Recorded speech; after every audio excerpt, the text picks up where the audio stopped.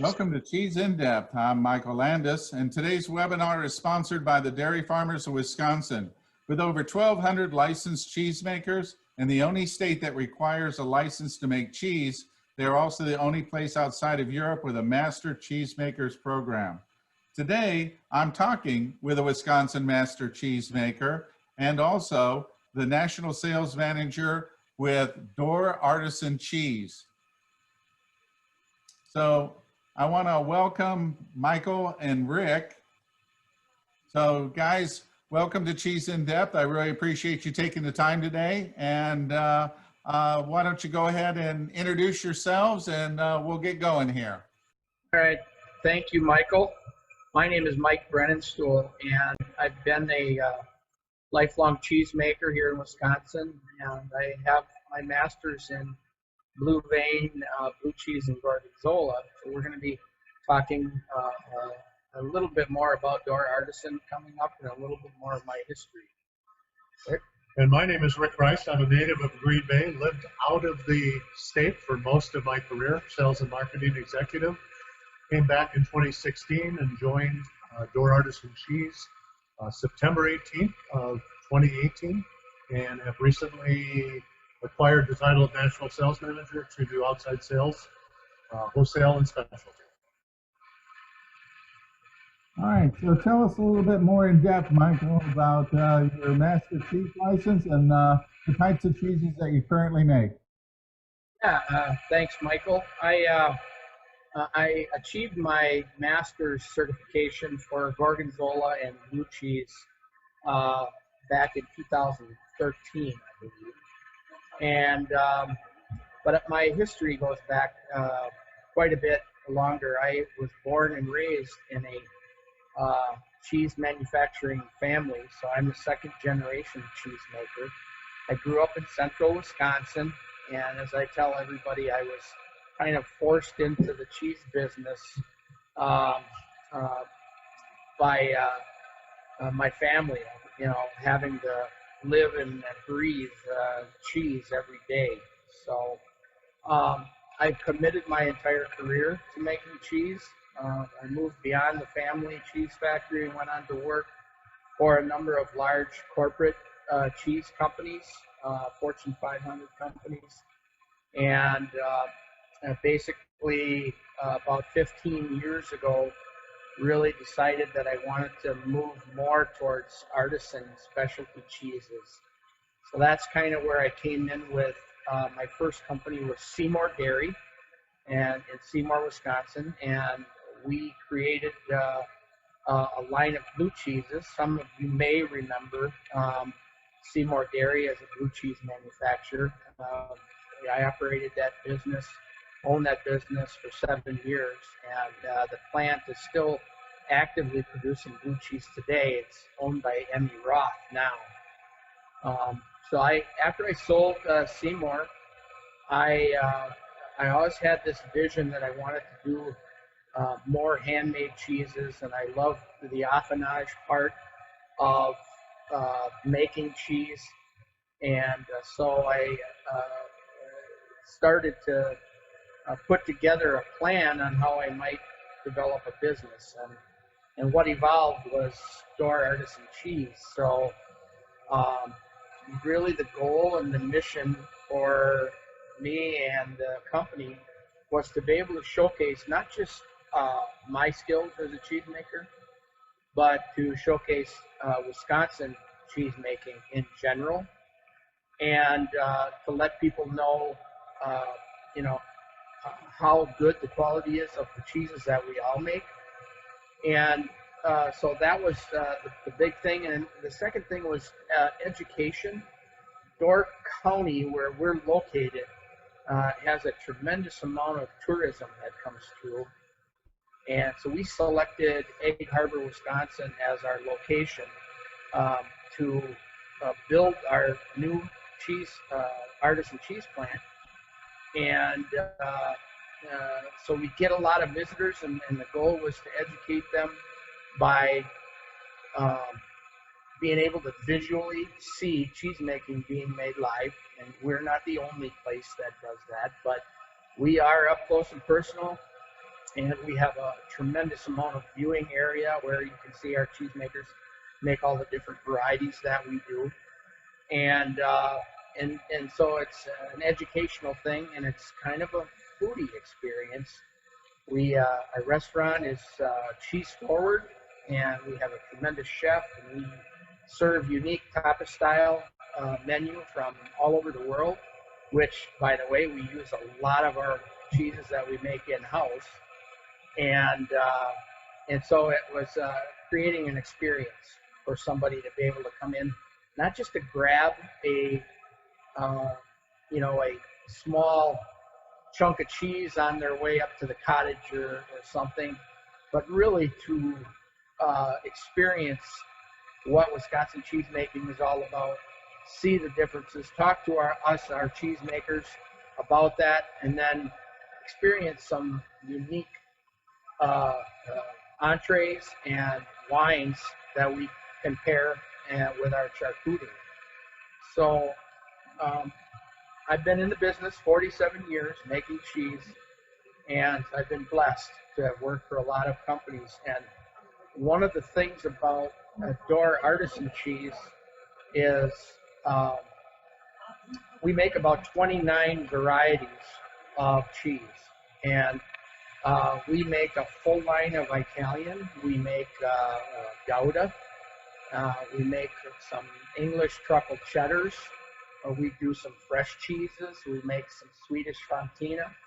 And then we do some unique one-of-a-kind cheeses that we also produce. So we're very diverse. A lot of small cheese companies, they focus on one variety of cheese and, and do the best that they can in that. And I think what kind of sets us apart a little bit more is that we have such a tremendous background and experience in producing a lot of these different varieties that we can create this wide range. And they're all good and high quality. And lastly, I really like the affinage and the cave aging. So when we built our facility, I actually built 3 500 square foot caves underneath our facility. And the majority of our cheeses that we make are actually open air, cave aged under a controlled environment.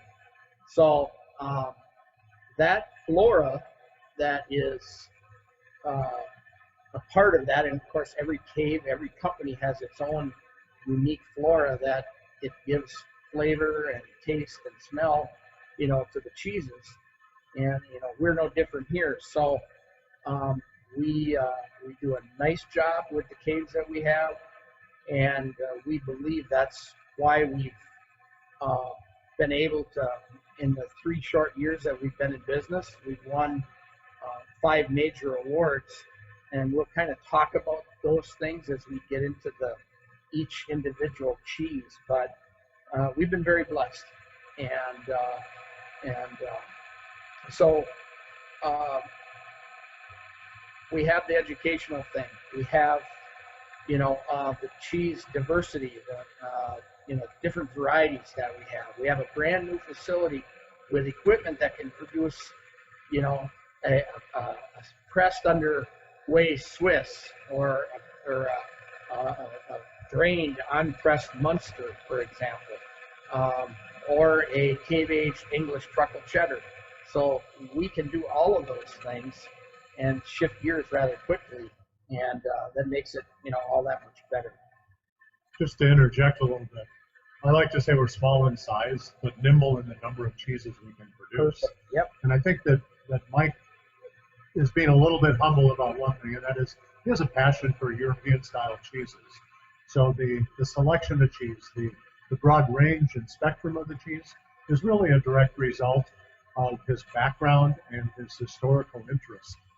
We have in our shop, for instance, a history timeline of the Wisconsin cheese history of cheesemaking, and it identifies personal families, who acquired what at what time, and where the first cheese factories were, the number of cheese factories.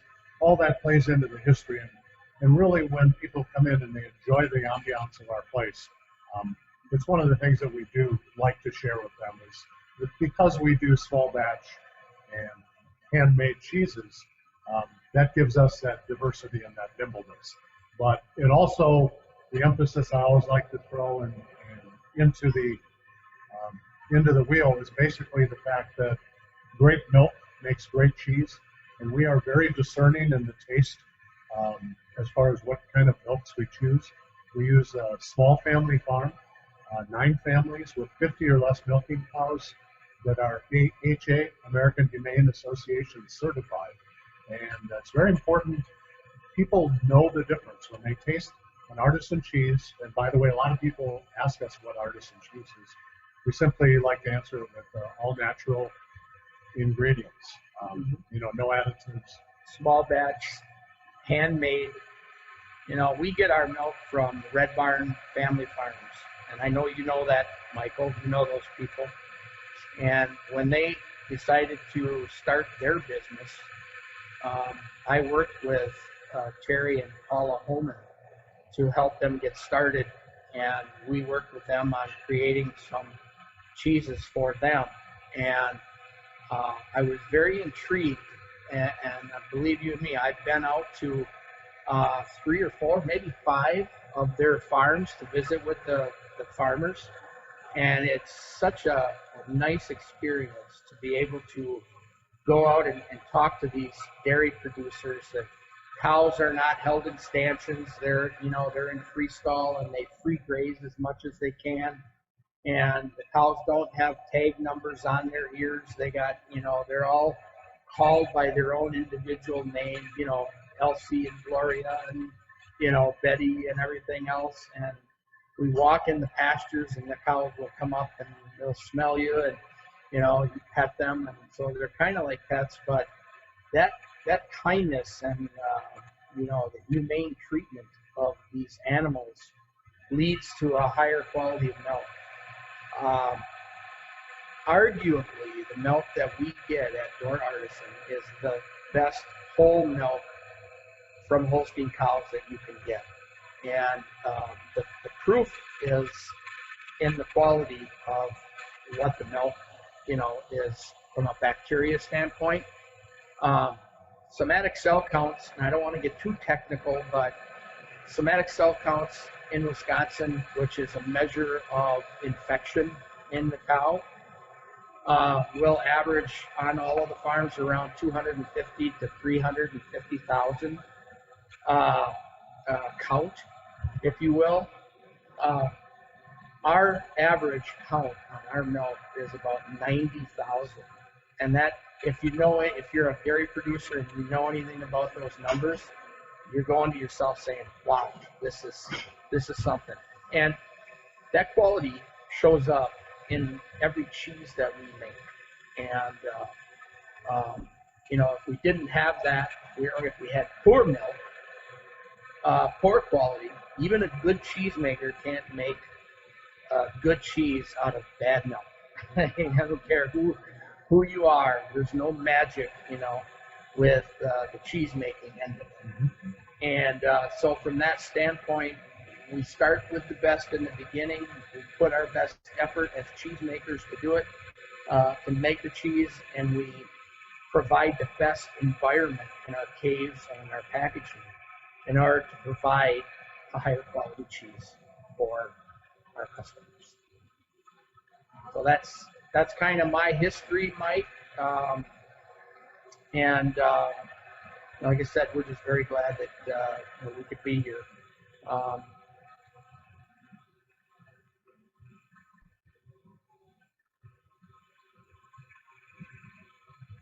Rick, go ahead and tell us a little bit about yourself.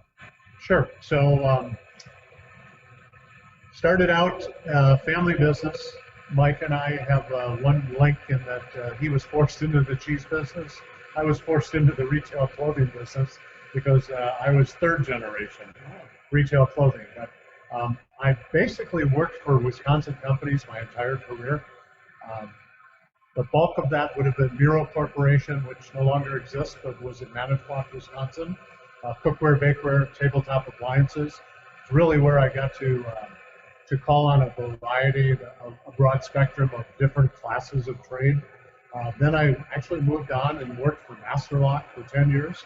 Master Lock was my favorite job of my career until I arrived here, because Master Lock had about a 98% brand awareness. So as a salesperson working for them and then as a sales manager, made it pretty easy. It's kind of like supplying the best milk you can possibly buy. Well, we have the best product you could possibly buy. And so that was a big part of my career. I actually ended that part only because both my parents became ill at the same time, and I was in California at the time, so I moved back to Wisconsin for a couple of years. But I've always worked for either a Milwaukee or a Manitowoc company for most of my career. So I'm sitting in traffic in 2016 out in California, handling 3 Joseph A. Bank retail stores, and I'm stuck in traffic for, like the 8,000th time in a week. And I called my boss and said, I've decided to go home. And he said, well, that's great. Have a good weekend. I said, no, I'm going back home to Wisconsin. I've worked for Wisconsin companies all my life. I'm going back home, and I'm going to enjoy living there in 4 seasons. Mm-hmm. So I came back in 2016 and got involved in the cheese business, working actually at an over-the-counter retail establishment that sold artisan cheeses, many of which were award winners in Wisconsin. And so I really, from a passion standpoint, just kind of grasped onto it. To me, it was just so much fun, and there was so much to learn. And, as an older guy, most people look at me and say, where do you get all that energy? Well, part of it is just being passionate about what you're doing. So there is a little bit of a sidelight, kind of an irony to this story, in that I grew up in a small neighborhood in Alloway, Wisconsin, between Green Bay and De Pere. And my neighbors 2 doors down were the Bush family, which actually founded the Schreiber Cheese Company. So full circle, I get a call every once in a while from my childhood friend, Terry Bush, saying, what are you doing back in the cheese business? But we used to run through the factory on Sundays and drive everybody nuts by dipping our fingers in the vats, because back in the day, it really didn't matter. Now we would be arrested and charged. But it was it's just something that it's very passionate. I've watched Mike and his crew, how hard they work and how much effort it takes to make cheese. If you think a farmer's job is tough, come and spend the life of a master cheesemaker for a day and see what they do. But the end result is there's just so much excitement about it. And to be able to enjoy the artisan cheese business in general it's a blessing. And it's so much fun. I enjoyed it so much. So my sales and marketing background obviously has helped me in terms of as we evolve, we need to take our product out to wholesale. A lot of people will ask us, where can you get your cheese? How can I buy your cheese? And so it's my job at this point to go out to that market and be able to solidify business, be it small specialty cheese shops, be it larger chains, be it specialty chains that specialize in the deli cheese business. So that's all part of what I do right now. Continue to do it, love to do it, and in a nutshell, that's my 45-year career. So this view right here is the side view of our restaurant that we have. It's called Glacier Ledge. It is a kind of a more upscale, tapas-style international restaurant, and we also have a nice patio viewing area, and that overlooks off to the left of the screen a nice ledge nearby the Glacier Ledge. We have 360-degree waterfall that is not in that picture, but we also have some fire pits, that we light up. It's in the fall. We get a lot of people that come in when the weather starts getting a little bit chilly, and but yeah, it's just a nice venue. The restaurant. And this picture right here is the very front from the highway. As you can see, we have 2 main doors to get into the facility. The door on the left is for the restaurant, And the door on the right is where you would enter to come into our cave market, is where we sell our cheese. We have about 100 different wines from all over the world. We do sell Door County wine as well. We kind of developed a name for ourselves as a go-to place for a unique wine, and we have wines from Argentina and Chile and certainly California, Oregon, Washington, Germany, France, Italy. We have some Italian in Spain. So we do a lot of wine pairing with our cheeses. We get a lot of customers that come in and want a custom charcuterie board with our cheese. And there we go. And then so we'll put custom cheese boards together, and then they'll often ask us about the wine, which Michael, we're going to get into here with the pairings in a little while. But this is walking in the front door of our market. We got a big deli cut to order case, and then we have a grab and go in the back. Notice the windows along the back behind the deli case. That's our brine room. If you see those, you can visually see the cheeses in our brine through there. And then at the rear of the room is also some very long, large areas where our cheese vats and cheese presses are.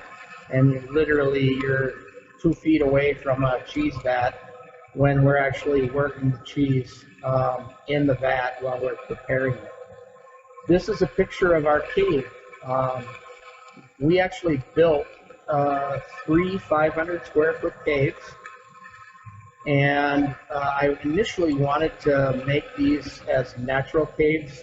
We are 18 feet underground surface, but the state would not let me just dig a hole and then start storing cheese in it naturally. So we ended up creating a cave environment. And we kind of lost that picture.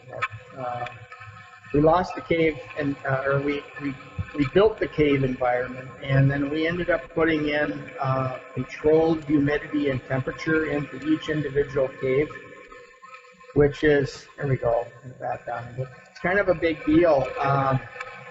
We have probably the best control over our affinage, certainly as good as anybody else has.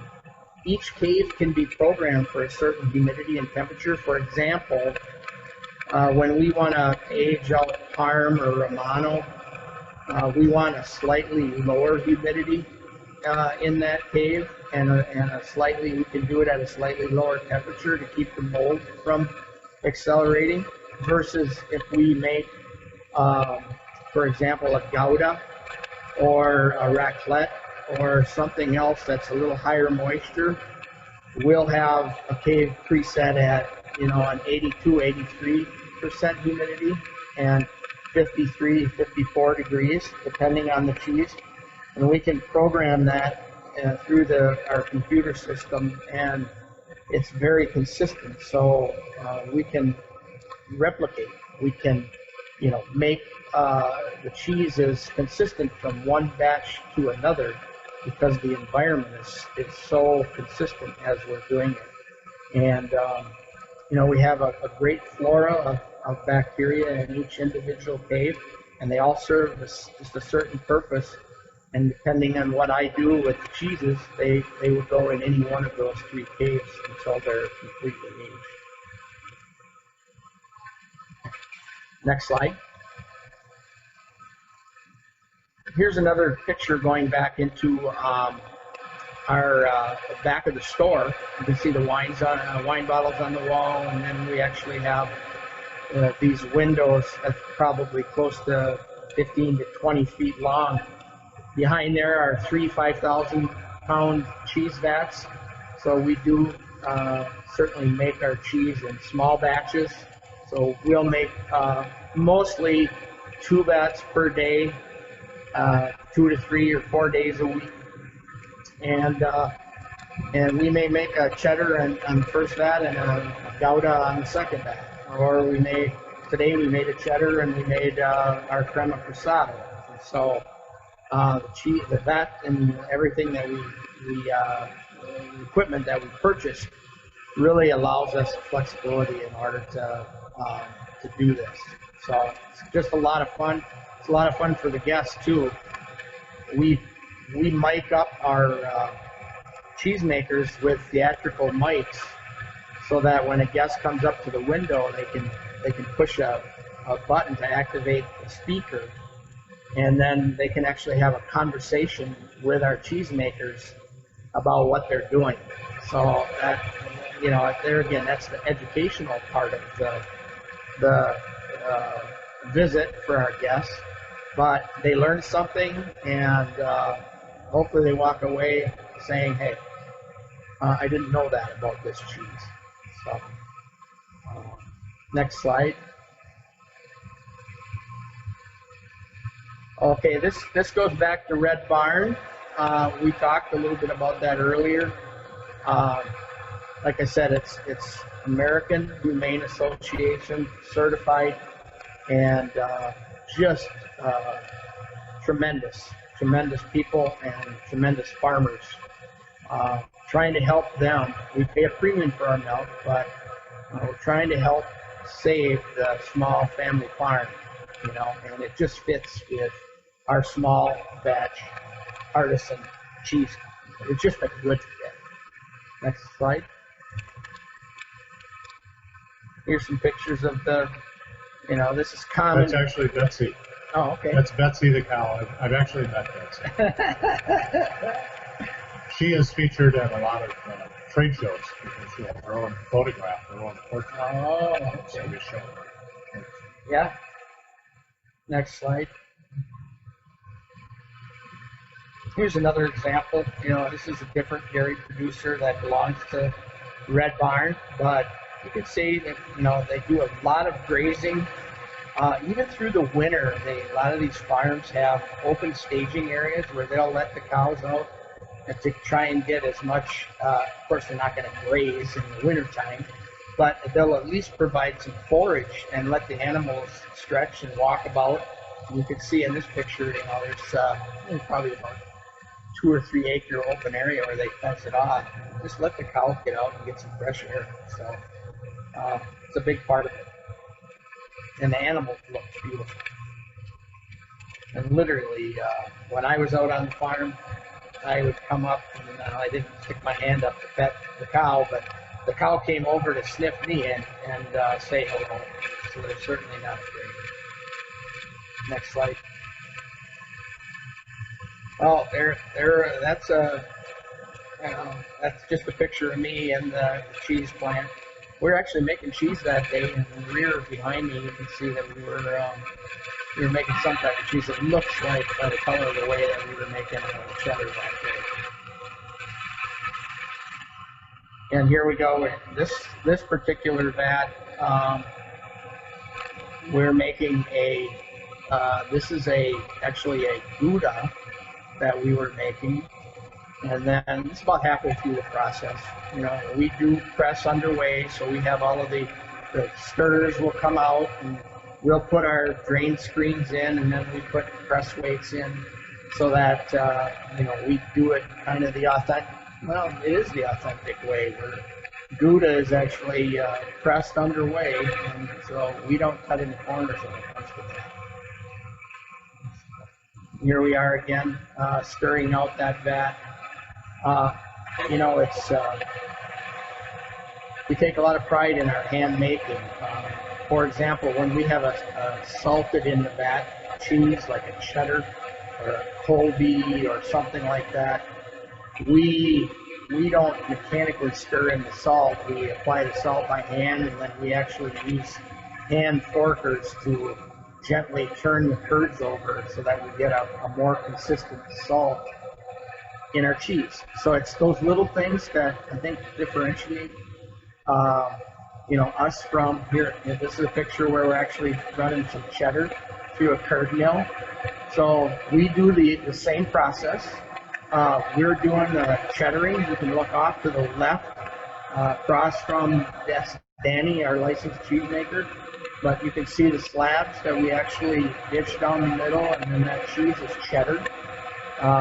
We'll cheddar that cheese in the vat for about an hour and a half, just in the cheddaring step alone. And then at that point, we run the cheese through a curd mill, and then we apply the salt by hand and stir it in. This is just some shots of cheeses that we have in our caves. This is actually our Gouda. So we have stainless steel racks in our caves, and depending on the type of cheese, we do not use wooden boards. It's a Mike preference, and we do actually use some mats that are commonly used in Europe today, in Denmark and Sweden, especially for the Goudas and the Edam cheeses. So here's another shot of some open air aging. The cheese on the left has not had any coating on it yet, so that's probably just a week or two old Gouda. And then the cheeses on the right are Gouda that we've begun the process of plastic coating, which is common for that type of cheese. Here's just another shot of, notice our top hat, the big English truffles that we have on the top. So we do combine some cheeses in caves. Here we have a cheddar, we have our Gouda, and I believe we actually have some Zivile, which is our Swedish Fontina. All of those cheeses will thrive in that humidity and temperature environment that we have. And unlike a lot of cheeses like our cheddars, we will allow our flora to grow some mold on the outside of that bandaged cheddar, but after it grows on, we will go down and we will use a saltwater bath, and then we wash those throughout the aging process. So, for example, our top hat cheddar is aged up to 5 months open air, just the bandage and the cheese, and it turned out beautiful. So